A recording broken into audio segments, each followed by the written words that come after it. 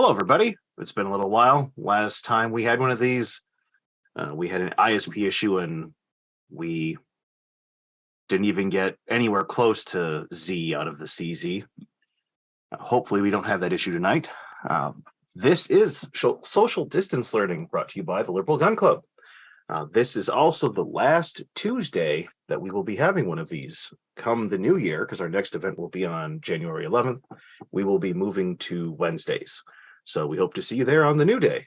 And we hope to see our executive director, Ed, a little bit more frequently as well. This video stream is currently being pushed out from Zoom to Twitch, Twitter, and Facebook, but not YouTube because they don't like it when you handle live firearms on a live stream. It will get put up on our channel there later. So everyone knows, all participants but the moderators and presenter have their videos shut off and are muted. If there are questions, please put them in the Discord Q&A channel or inside the Zoom chat. We have several people watching for questions at the various locations, but the easiest way to get your questions answered is to become a member and sign into Zoom so you can ask your questions live in chat. Becoming a member is inexpensive. It's only about $10 a year, and it brings other benefits with it, like being associated with a CMP associated club. After this SDL session, we meet up in Discord for what is colloquially known as pub chat, but we're going to start using it a little bit more officially as a meet and greet, so people who only come to the SDLs can meet others, perhaps in their same state, perhaps board members. We don't know who'll show up, but hopefully it'll be more people than we've been getting. I've thrown the link into the Zoom chat, so please feel free to click that, talk to us over there. And now on with part two. Well, it's still part one, but let's call it the retry of the CZ. Take it away, Scott. All right. Do you have my screen highlighted? I have it pinned. I'm going to hit spotlight for everyone. All right. I was going to say is I like to be able to see the image on my laptop, so I know if I'm in frame.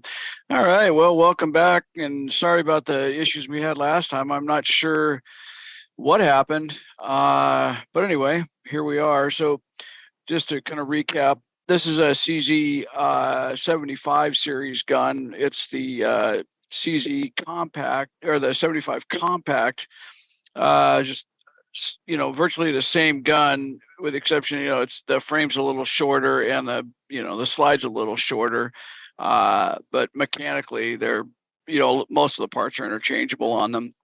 And I've done so many kind of old and weird guns in the past, I decided to do something a little more modern. And so this is kind of what I landed on. And,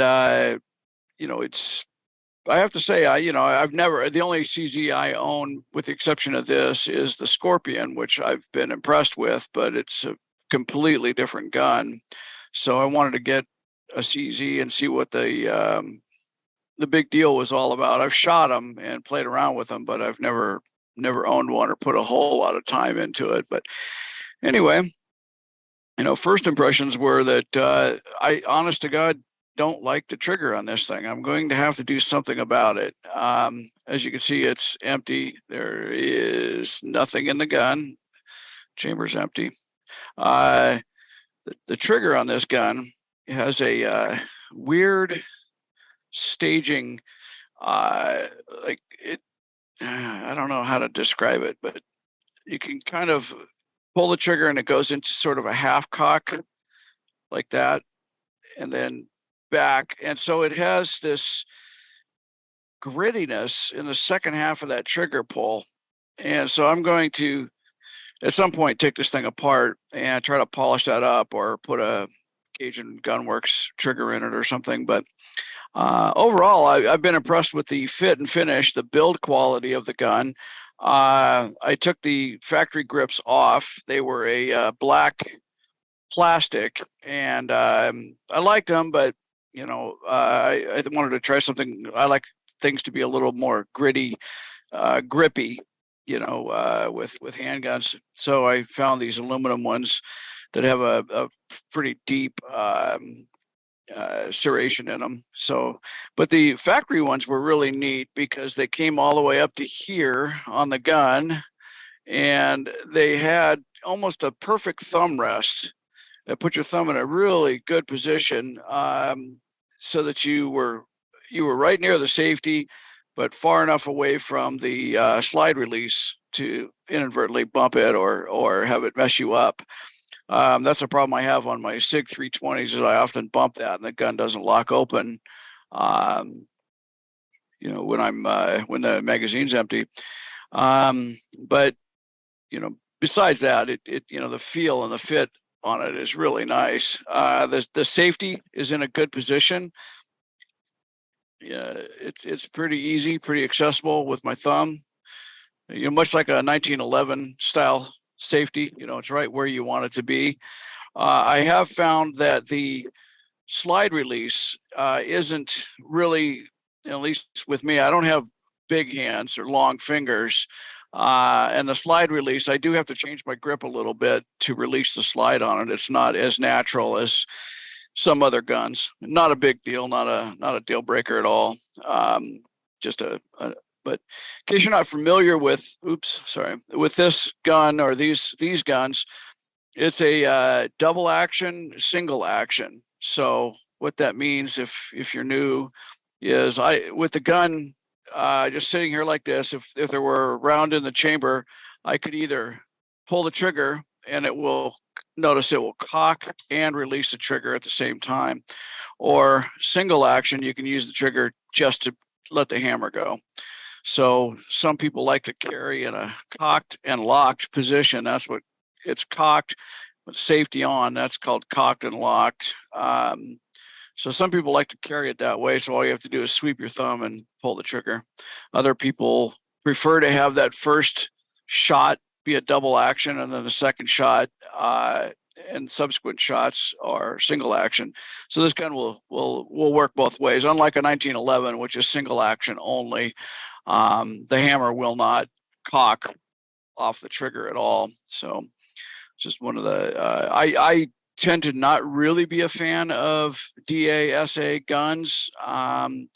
I like single action only. It's just I don't like having two trigger pulls, but I like this design because I could lock it back and put the safety on and still get the advantage of a single action pull on the first shot. So anyway, oh gosh, I'm sorry. I put my camera in a new spot trying to get as much detail as I can. So the first thing I did was I took the grips off and changed those, and that's pretty simple. These just take a standard Allen wrench, and I'll show you kind of some of the guts of this thing. It's kind of neat. If you're used to a 1911, it'll be a little bit familiar and a little bit different. I don't mean to compare the two guns. They're different beasts, but so.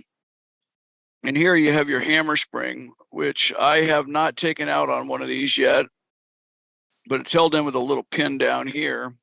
And then you've got this big flat spring in front of it, but you can see your hammer. When I push down on the hammer, you can see it contracting that pin. There's a bar that comes through and pushes down on that spring and plunger, or spring and guide rod. So that looks a little bit different than a 1911, but this is more familiar to say a Beretta M9 series or 92 series.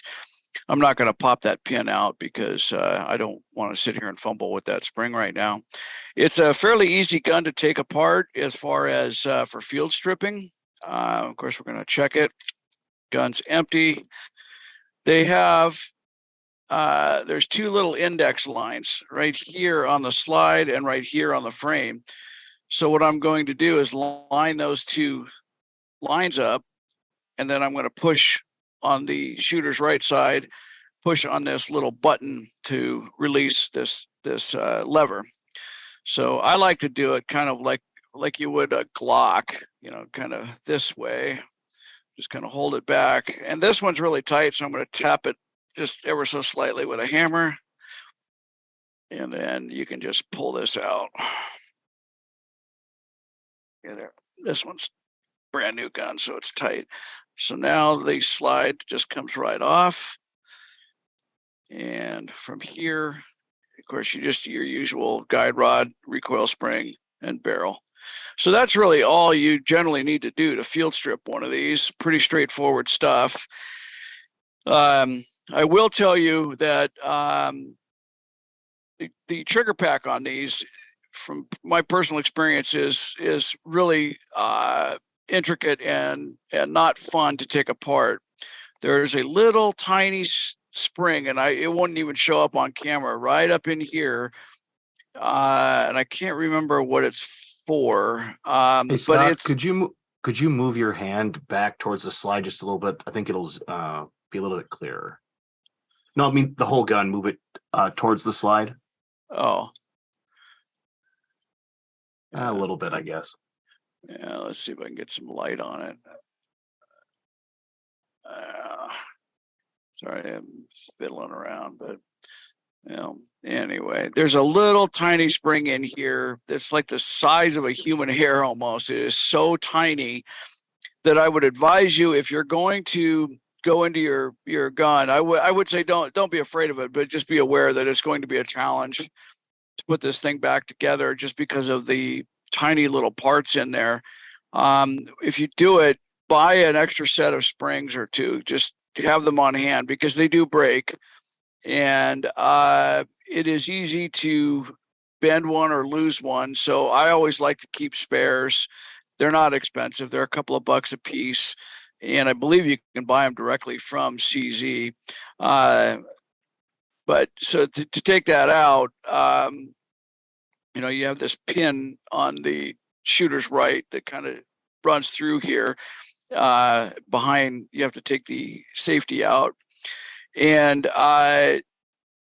putting it back together. What I ended up doing is making a slave pin on the lathe, but you could probably use any kind of a drill bit or something of the right size, and you assemble it that way on the whole assembly on the end of the pin, and then you drop it into place and use the actual pin to drive it out, and that way everything stays together and aligned properly, because it's pretty easy to get one of these legs of one of these little screws to let's see if I can show it. It's weird, but get one of those little legs on one of those screws to flip out of position, and then you're stuck taking it all apart again. So often you have to get in there and with a hooked pick and move the spring, and then get the pin in place, and then drop the spring back on top of the pin to give it its stored energy.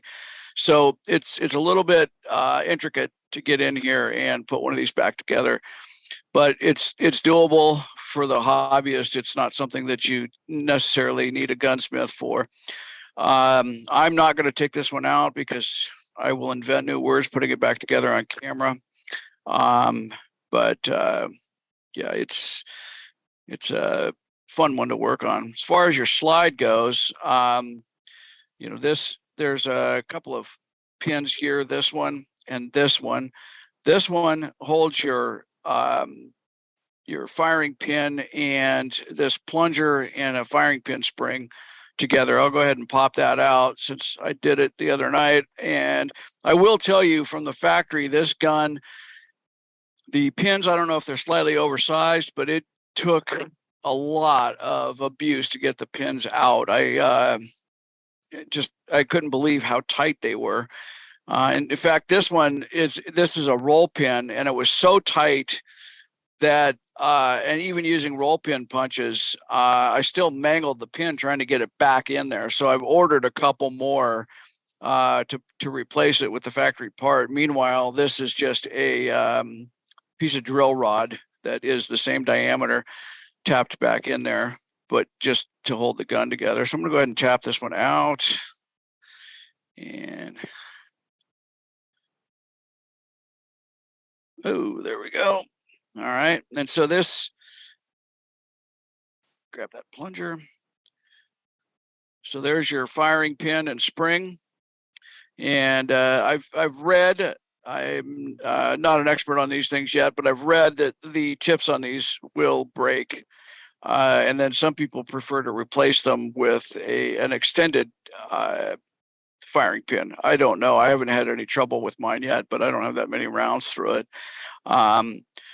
So that's your firing pin. This is your spring. Kind of goes together like that. And your pin that I just took out goes into this slot right here on top. And that's kind of what holds it all together. If you take that pin out, the spring tension relaxes and the firing pin shoots out the back of the gun.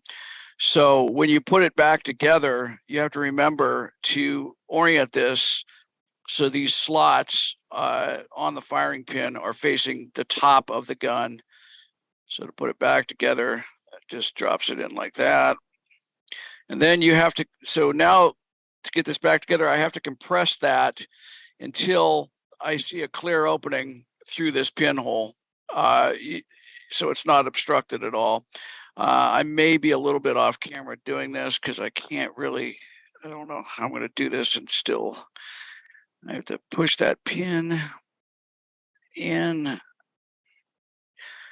Yeah, this is going to look harder than it really is because it's on camera and I'm trying to keep it in frame.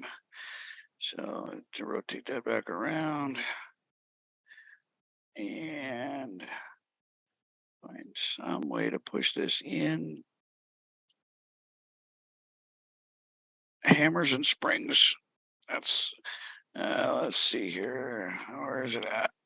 I gotta go in more. So all I'm doing is pushing this firing pin against that spring, and the spring is providing all the tension, and I'm just trying to push it in enough for that slot to line up with the pinhole. Okay, there it is. Put my pin back in. So now that pin just slid right into that slot, which prevents the firing pin from sliding back. And you can see it's held in place back here. So that's this pin I don't want to mess up, but you drive it out and that's holding your extractor and plunger and spring all together right there.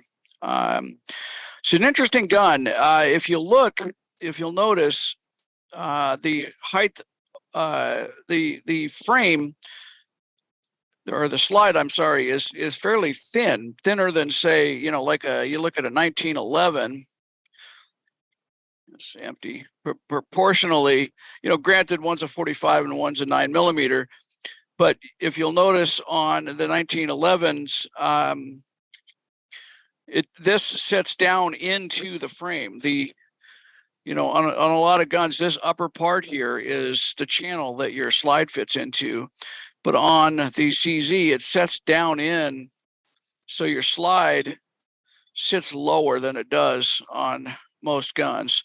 So you can see it makes for a much thinner gun, which does, theoretically improve your accuracy because your sights are closer to the height of the bore than, a gun where the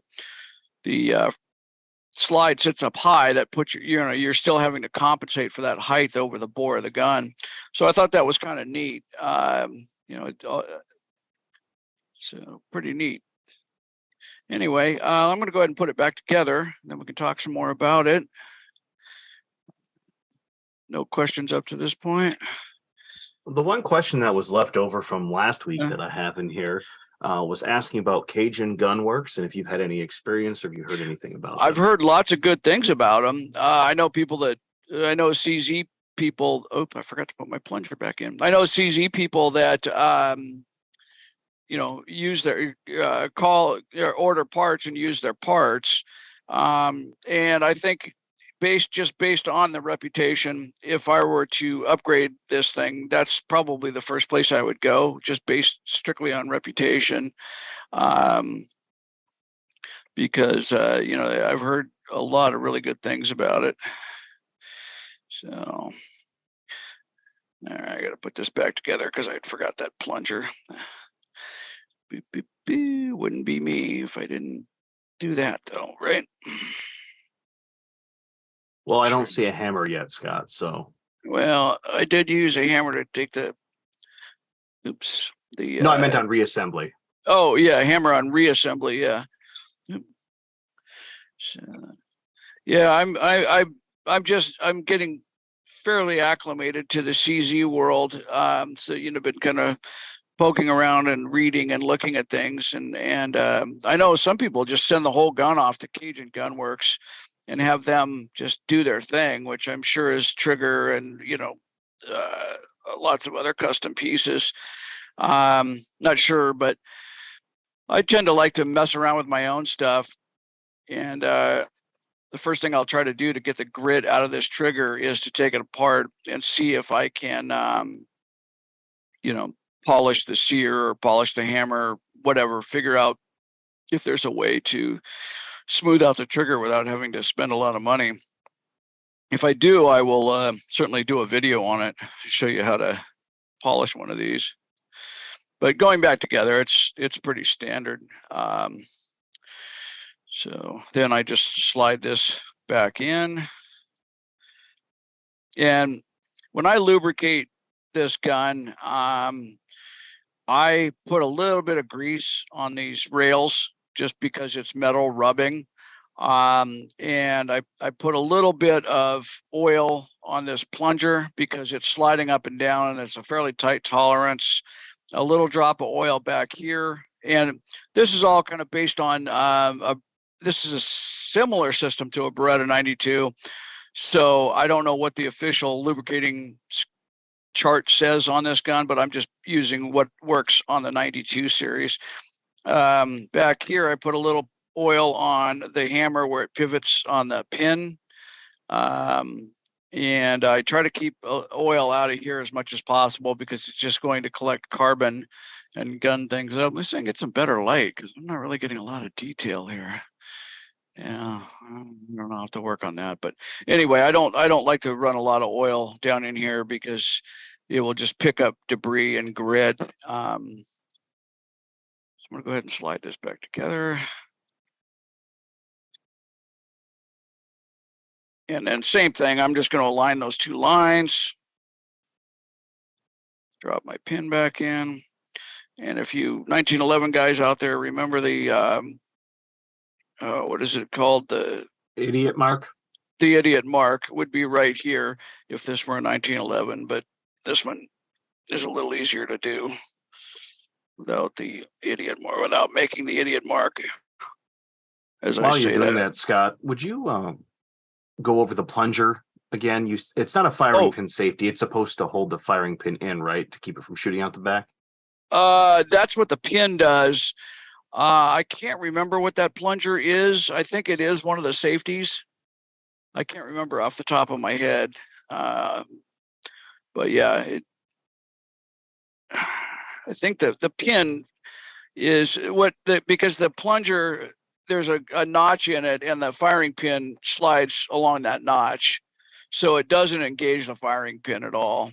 I think it must come up and lock, like maybe when you're at half cock or when you're fully cocked and locked, it probably pushes up and locks that pin in place so it can't go forward.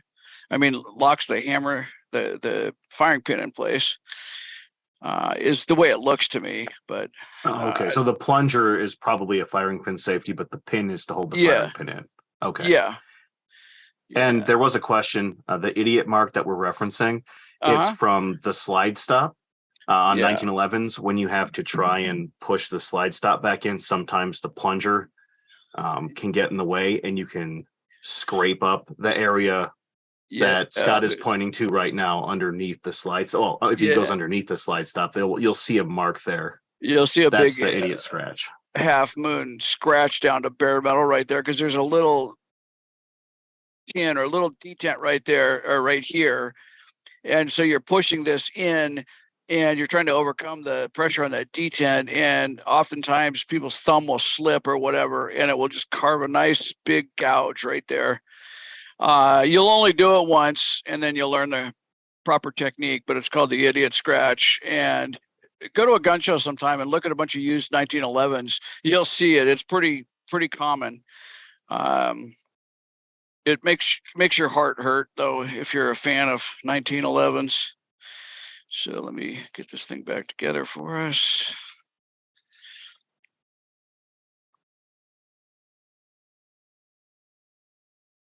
Get in there. There we go. So this one I just push straight in, but there's really nothing blocking it. So it's pretty straightforward. But as I've played around with this gun and taken it apart a little bit, I am impressed. It is a well-made gun. I think the CZ, the Czechs have been making really quality firearms for a very long time, so I expect it to be good quality. And I think, I don't think you can go wrong. I like I said, I have the Scorpion, and that thing's been reliable as heck and really well made. The nice thing about a CZ as well is that there's a huge aftermarket. There's a huge aftermarket for it, and so there are a lot of parts availability. There's a lot of upgrades you can do to them. They're fun that way. They're a hammer fired gun, so if that's your preference. But to me, I have been underwhelmed by the trigger. I was thinking a hammer fired gun usually has a better trigger than a striker fired gun, but this doesn't have anywhere near the smoothness and the elegance of a say a 1911, and it could be because it's a DASA gun, but my 1911, and I know it's not fair to compare anything to the trigger on a 1911 because they are sublime, but this one's just so smooth. Get my safety off. Just nothing to it. You don't feel anything. You hit that wall and then it breaks. I'm going to grab my trigger gauge, and we're going to gauge this trigger here real quick. I would like to point out while you're finding that, Scott, I was able to shoot a CZP07 something or other that one of our other members has, who's our AV guy, Paul. And I am a 1911 guy through and through. And that Cajun Gunworks trigger that's in there is really nice. Yeah. You can make these shoot really well. So if you're a big 1911 fan, I would definitely try and give one a try first before buying one. But this is actually on my list because it was so nice. Yeah, and I'm sure just based on the design of the trigger that you could make it very, very smooth. I was just expecting it out of the box. I wasn't expecting so much kind of grittiness. So I'm going to go ahead and use my trigger gauge and clear it. So we're going to go in double action mode. Yeah, let me put that pin back in. That fell out. That can't be right. All right, so double action mode and pull the trigger. Oops. Now that was 10.84, but I don't think that's quite correct. So try it again.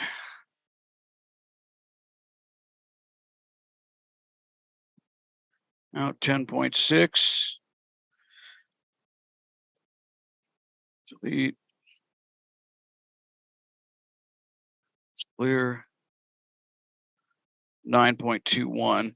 So that's a pretty stout trigger. I mean, for double action, it's not the worst, but it's still quite heavy. Now let's do the single action. And 4.7.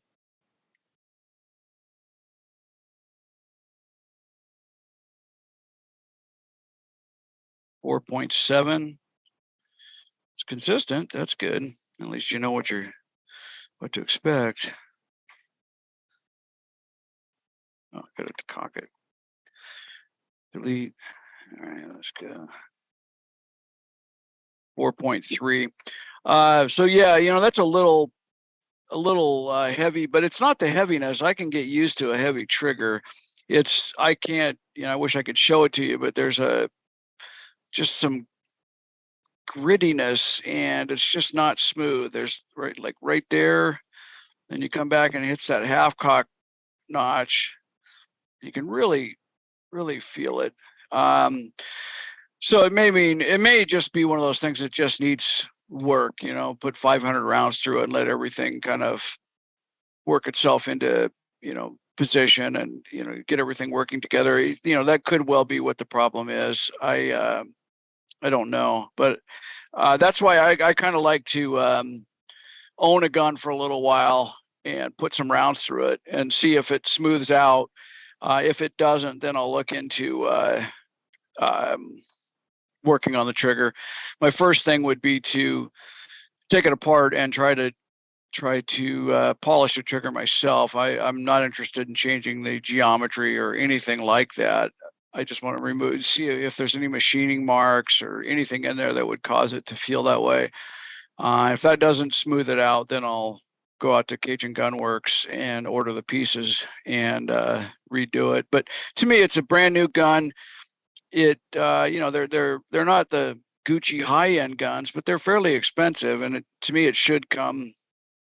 My expectation is that it should be above average as far as triggers go. But you can see though it has this nice dovetail, which is nice because I don't know if anybody's ever shot a 1911. This one doesn't come back.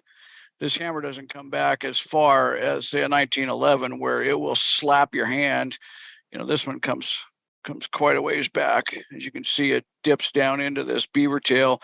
And if you didn't have that beaver tail there, it will leave a mark right there in the web of your hand, and it hurts. This one has that big beaver tail to prevent it from happening, but the hammer really doesn't come back enough to be in much danger. You'd have to be riding the gun up over the beaver tail for that to happen. But the ergonomics of it feels really nice, and it's a full metal frame. It's not made of polymer. It has the stoutness of a full metal gun, and the recoil management on this, even as a compact, is really manageable because of that weight. All that extra weight's going to eat that recoil up for you. So it's a very manageable gun. It is heavy though, and comparing this to a Glock, the Glock is more, I think, more suited to be a carry gun than this is, just based on the weight. But that's a personal preference. That's certainly not. I wouldn't ever say that you shouldn't carry one of these. I'm just saying, if given a choice, I'd carry my SIG or my Glock because of the weight consideration. But beyond that, it's a beautifully made gun, and so far I've enjoyed shooting it. I'm really hoping that trigger smooths out a little bit. But are there any other questions? Yep, there's another question. Someone asked if anyone knows if CZ invented the slide inside the frame. And I believe SIG did it first with the P210, like in the late 40s, but I could be wrong on that. Do you have any additional information, Scott? No, I don't know. I've never looked into it. I never even really paid attention to it until Lonnie has one of these, and I was looking at it and like, why is that slide so disproportional? It looked really thin, and then it dawned on me, oh, okay, so now they have it inside the frame, which is neat. It makes it, of course, more compact, but like I said earlier, it also lowers the height of your sights over your bore, so you have to do less height adjustment, with your sights or in your head to shoot it. So it's kind of a neat feature that way. But I do like the fact that this thing is easy to take down compared to a 1911, where you have the barrel bushing and all those other things you've got to take into consideration. It's really not a bad gun to field strip, and they're a little bit tedious to clean because you've got to. I use non-chlorinated brake cleaner to spray down into that trigger pack to make sure I get all of the grit and grime out of there.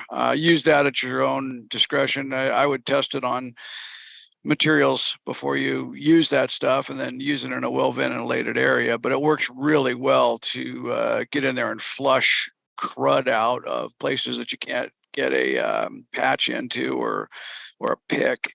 But I use it on most guns, and I've never had any problem with it damaging finishes or anything like that. But it is a little bit tedious to clean in that regard, but everything else on it is pretty straightforward. The barrel's easy to clean. It's nice because you can take it out of the gun, and it's not like a rifle that you have to worry too much about. So and I'm not aware of really common flaws with these. I've heard stories of the firing pin breaking. which, it's bound to happen on some guns anyway, but I don't see it as like a matter of not when it's going to, or not if it's going to break, but when. It seems to be, they seem to be outliers, but I do understand why people like these. There's a lot to be said. I've shot the CZ Shadow too, which is, their competition version. It's bigger. It's like the full size CZ75, and then they've gone through it and done a whole bunch of upgrades to it. And they're beautiful guns, but they're very expensive, and they certainly are not a carry gun.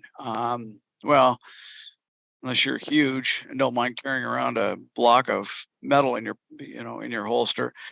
But they're really beautiful guns, and I think for a competition gun, it would certainly be on my list to consider.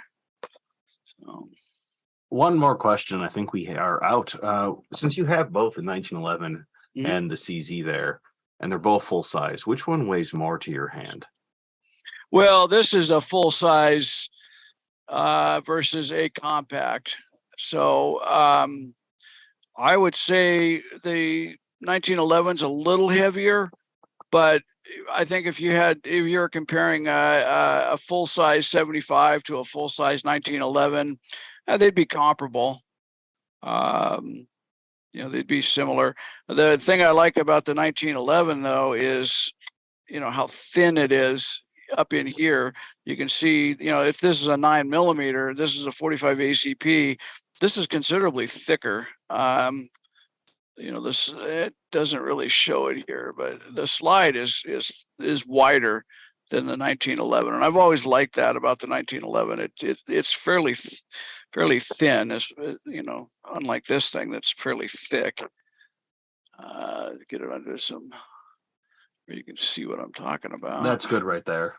Yeah, so you can see this a little bit thicker even with the grips, and these are some fairly thin grips.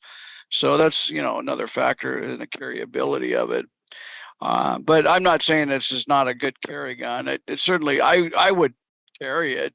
But I just think I have choices that I like better with the polymer guns just being lighter. But there's no shooting discrepancy. There's nothing about shooting it that would deter me from carrying it. Excellent. I think next session is January 11th now, and it's pocket guns again. Is that what I yeah, that, or if anybody has a suggestion, I have a collection of interesting little pocket guns from the turn of the 20th century, up until, I don't know, probably the 1950s, just little micro guns. Thinking right now, like about the little subcompacts, like the 365 and the Hellcat and things like that. These are sort of that same idea, but from a lot earlier, and they're just neat, interesting old guns. And it's kind of cool to see the evolution of gun design, from the earlier ones through the later ones. But if that's not of interest, then I'm certainly perfectly fine to change the topic if anybody has some ideas. I thought at some point I'd like to get more into how to do stuff, how to fix things, or how to do, minor upgrades and things like that, for people to learn how to, do more work themselves on their guns. But I'm open to suggestions. If we receive any, whether that's through the events email or directly on Discord, we'll let you know, Scott, and go from there. All right. Great. Thank you again for this. We're going to move over to Discord now. I'm going to throw the Discord invite back in the Zoom chat for those of us who haven't been there. Please come join us. It's a fantastic time. I'm going to stop the stream now and then let people unmute if they have questions or if they just want to say thank you.